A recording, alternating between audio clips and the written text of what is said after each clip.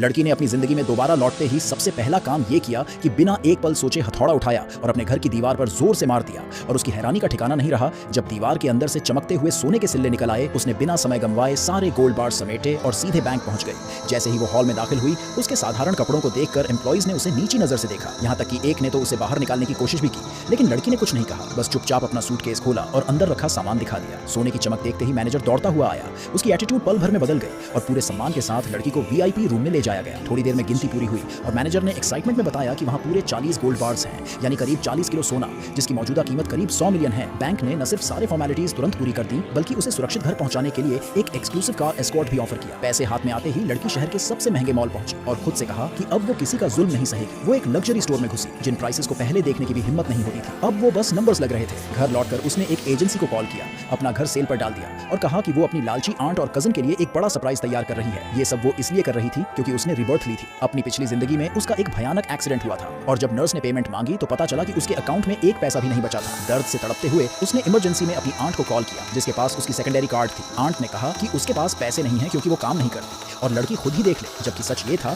कि वो उसी वक्त एक लग्जरी स्पा में आराम कर रही थी। मजबूरी में लड़की ने अपनी कजन को कॉल किया, लेकिन कजन ने भी साफ कह दिया कि उसने अभी एक महंगा बैग खरीदा है और उसके पास उधार देने के लिए कुछ नहीं है। बेहद टूट चुकी हालत में उसने आखिरी उम्मीद समझकर अपनी मां को कॉल किया, लेकिन मां ने ये मान लिया कि वो पैसे निकलवाने के लिए झूठ बोल रही है और उल्टा उससे सवाल करने लगी कि अगर वो सालों से काम कर रही थी तो उसके पास सेविंग्स क्यों नहीं है। इतना कहकर मां ने बिना सोचे कॉल काट दी। यहाँ तक कि नर्स ने भी उससे कहा कि वो अपने पैसे उधार दे देगी, लेकिन उस वक्त लड़की अंदर से पूरी तरह टूट चुकी थी। उसने कहा कि जब सबको लगता है कि उसकी जिंदगी की कोई कीमत नहीं है तो फिर जिंदा रहने का कोई मतलब भी नहीं। उसने अपने शरीर से सुई निकाल दी और दिल में नफरत लिए वहीं मर गई। शायद ऊपर वाले को उस पर तरस आ गया और उसे एक दूसरा मौका मिल गया। वो वापस उसी दिन लौट आई जब उसकी आंट ने एक बड़ी डिनर पार्टी रखी थी, लेकिन उसकी ही कार्ड इस्तेमाल करने के बावजूद उसे इनवाइट नहीं किया था। थोड़ी देर बाद मां का कॉल आया और उसने सफाई दी कि आंट बस फैमिली के साथ बैठना चाहती थी और उसे पता था कि वो काम में बिजी रहती है, इसलिए नहीं बुलाया। मां ने कहा कि दिल पर मत लेना, लेकिन लड़की ने साफ कहा कि आंट उसे कभी खाने पर बुलाती ही नहीं क्योंकि हर बार पेमेंट उसकी कार्ड से होती है। मां ने फिर वही पुराना राग अलापा कि वो फैमिली की इकलौती पढ़ी लिखी लड़की है, सबसे केपेबल है और आगे चलकर सबको उसी का सहारा लेना पड़ेगा। लड़की ने बिना कुछ बोले कॉल काट दी और अगले ही पल बैंक में कॉल करके सारी सेकेंडरी कार्ड्स कैंसिल करवा दी। फिर उसने खुद को तैयार किया और सोचा कि जब उन्हें उसकी जरूरत ही नहीं तो वो खुद जाकर देखेगी। वो अपनी आंट का चेहरा देखना चाहती थी। जब पेमेंट नहीं हो पाएगी वो होटल पहुंची, सबसे महंगा हॉल बुक किया और जिस हॉल में उसकी आंट थी वहां किसी बहाने से जाकर पौधों के बीच एक मिनी कैमरा छुपा दिया। थोड़ी देर में सारे रिश्तेदार आ गए और ऊपर से वो कैमरा में उनकी नकली मुस्कान और बनावटी अपनापन देखती रही। उसे बस घिन महसूस हो रही थी। तभी उसने आंट को कॉल किया और कहा